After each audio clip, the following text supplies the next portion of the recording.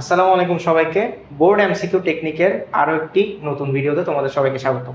তাহলে আজকের আমরা এই ভিডিওতে আমরা আলোচনা করব দিনাজপুর বোর্ড 2020-এ আসা, অর্থাৎ এই ধরনের এমসিকিউটা অনেক বেশি বেশি আসছে, নট দ্যাট দিনাজপুর বোর্ডে আসছে।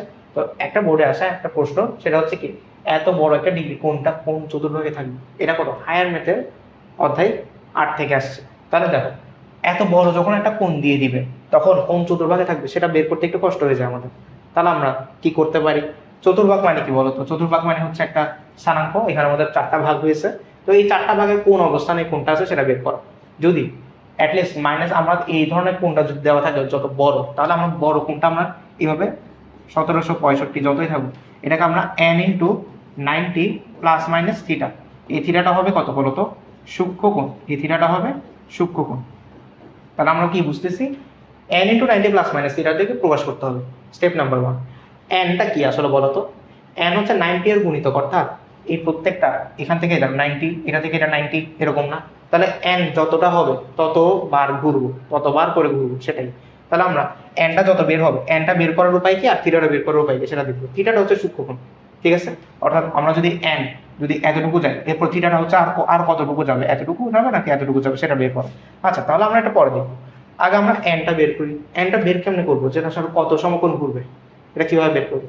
আরেকটা বিষয়, সেটা হচ্ছে যদি এভাবে আমরা ব্রেকেট দিয়ে দিব, যদি প্লাস থাকে, টোটালটা যদি প্লাস থাকে, তাহলে আমরা অ্যান্টি ক্লকওয়াইজ সমকোণে ঘুরবো। আর যদি এটা মাইনাস থাকে, তাহলে আমরা ক্লকওয়াইজ এরকম চতুর্ভাগে সমকোণগুলোতে ঘুরবো, ঠিক আছে? আচ্ছা, তাহলে আমরা এখানে শুরুতেই দেখতেছি এটা মাইনাস, তাহলে এটা মাইনাসে থাকবেই। তাহলে আমরা সবার আগে কি করবো, এই কোণটাকে আমরা একটা কাজ করবো, সেটা হচ্ছে 1765-কে প্লাস থাকুক বা মাইনাস থাকুক, আমরা প্লাস নিয়ে কাজ করবো। 90 দিয়ে ভাগ করবো, যাতে 90 এর কত গুণিতক সেটা এনটা বের করতে পারি, ঠিক আছে? তাহলে এটা সামথিং এরকম আসে, মেবি 19.611 এরকম টাইপের কিছু একটা আসে। 19 এই পূর্ণ সংখ্যাটা নিবা। এরপর পূর্ণ সংখ্যাটা মানে কি বলতো? তার মানে কত কোণ, মানে কত সমকোণটা ঘুরছে সেটা। কত সমকোণ ঘুরছে বলতো?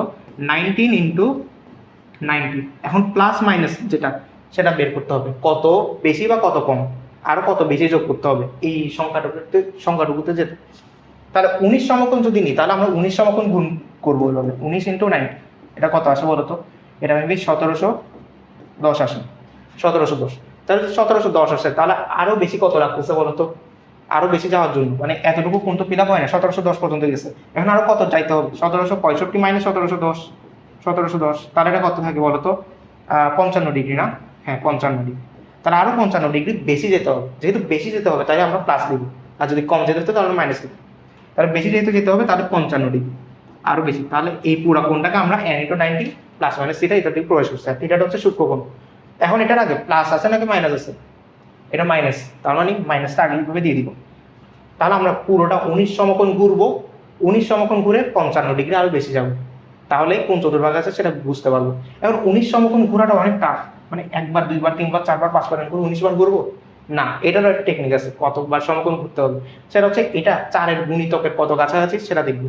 4-এর গুণিতক বলো তো? 4 একে 4, 4 দুগুণে 8, 3 4 12, 4 4 16, 4 5 20, তাহলে 20, তাহলে 4 4 16 পর্যন্ত যাবো, একটু কমের দিকে যাবো। 16, তাহলে 16 সমকোণটা আমরা কিভাবে ঘুরবো? যদি আমরা ক্লকওয়াইজ ঘুরি, 1 সমকোণ, 2 সমকোণ, 3 সমকোণ, 4 সমকোণ, হ্যাঁ। আবারও এটা 4-এর গুণিতক নিবা, 4 দুগুণে 8, তারপরে কত বলতো? 3 4 12, 4 4 16, তাহলে 16 সমকোণ পর্যন্ত এতটুকুতে আসছে। তাহলে 17, 18, 19, এরপরে প্লাস যেহেতু 55, তাহলে আমরা আরো এদিকে যাব, গিয়ে এটা হচ্ছে যে আনসার। আশা করি বুঝতে পারছো।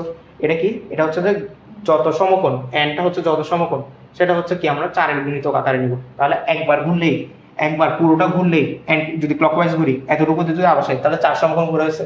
আবার আবার ঘুরলে ওদিকে 8, ওদিকে 12, ওদিকে 16, তাহলে আমরা এটাকে যদি আমরা 4-এর গুণিতক আকারে নিই, তাহলে সহজ হয়ে গেছে, বারবার করে ঘুরতে হচ্ছে না। এরপর আমরা আরো কত ডিগ্রি নিতে হবে? 17, 18, 19, এতটুকু দিচ্ছি। 17, 18, 19, তারপর হচ্ছে 55 ডিগ্রি। এটাই হচ্ছে আনসার। আর যেহেতু মাইনাস ছিল, সেজন্য আমরা ক্লকওয়াইজ করছি। যদি প্লাস থাকতো, তাহলে আমরা অ্যান্টি ক্লকওয়াইজ যেতাম। তাহলে আশা করি এই ধরনের ম্যাথে তোমরা আর আটকাবা না, সহজ উপায় দেখিয়ে দিয়েছি। তো আশা করি বুঝতে পারছি।